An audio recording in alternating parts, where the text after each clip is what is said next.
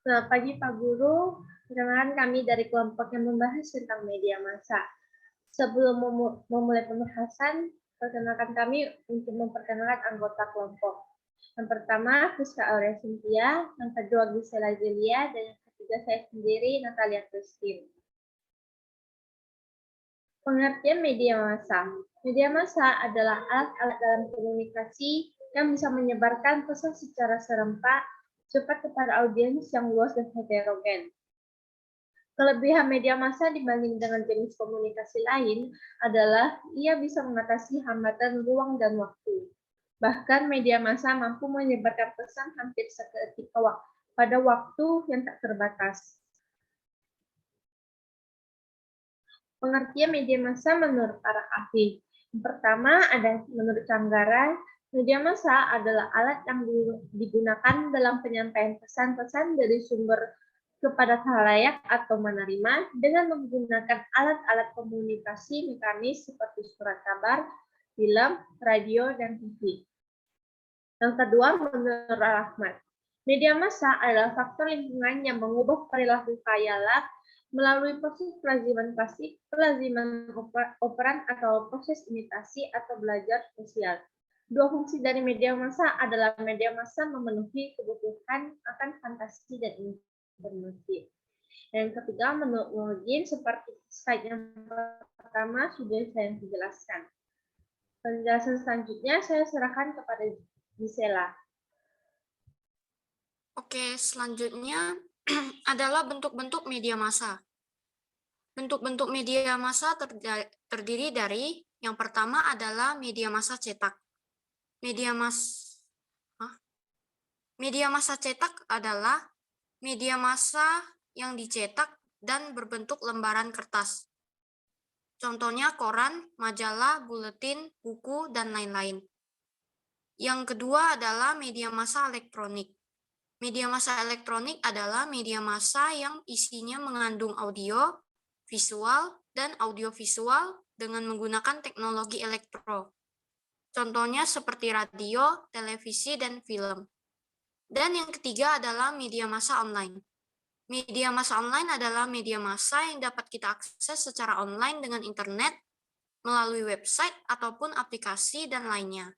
Contohnya adalah komputer dan internet.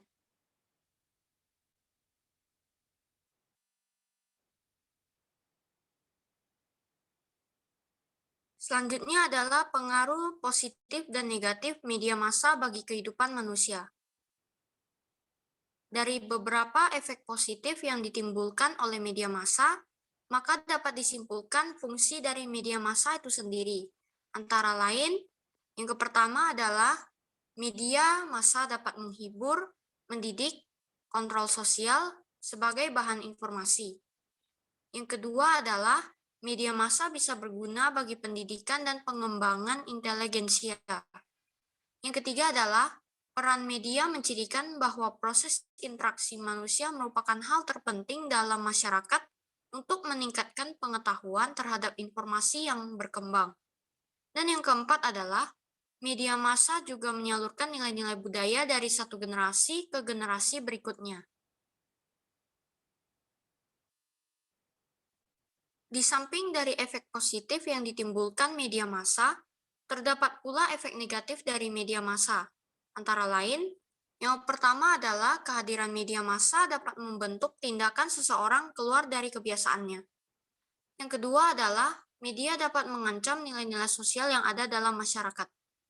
Yang ketiga adalah media dipandang sebagai ancaman seperti meningkatkan pengangguran, meningkatkan kontrol dan pengawasan terhadap rakyat. Yang keempat adalah media mengajak manusia mengganti kehidupan realnya yang membosankan dengan sebuah pengalaman yang berantakan. Dan yang terakhir adalah media mengubah pengalaman dan pemahaman diri manusia secara mendasar. Presentasi selanjutnya akan dilanjutkan oleh Friska. Baiklah, berikutnya adalah usaha-usaha yang perlu dilakukan untuk menghindari ketergantungan yang berlebihan terhadap handphone. Sebagai berikut. Media massa, terutama handphone, sangat berguna bagi kehidupan manusia. Di dalam handphone, kita akan menemukan banyak fasilitas yang mempunyai dampak positif masing-masing. Namun, Handphone juga mempunyai dampak negatif dan dapat membuat manusia memiliki ketergantungan pada handphone. Hal tersebut tentu tidak baik untuk kita.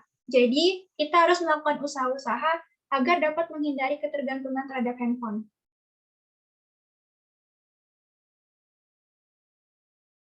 Berikutnya, usaha-usaha yang perlu dilakukan untuk menghindari ketergantungan yang berlebihan terhadap handphone sebagai berikut. 1.